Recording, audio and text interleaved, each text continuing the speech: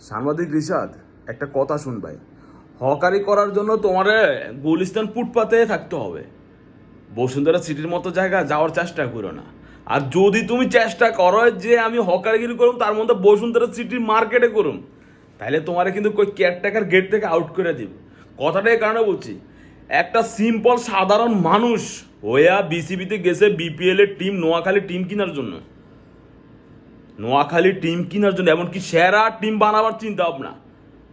আর তুই তার চলা পেরা নিয়া সমালোচনা করছিস।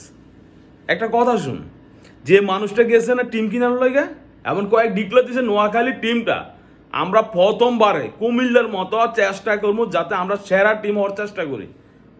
আর তুই তার নিয়ে সমালোচনা করছিস।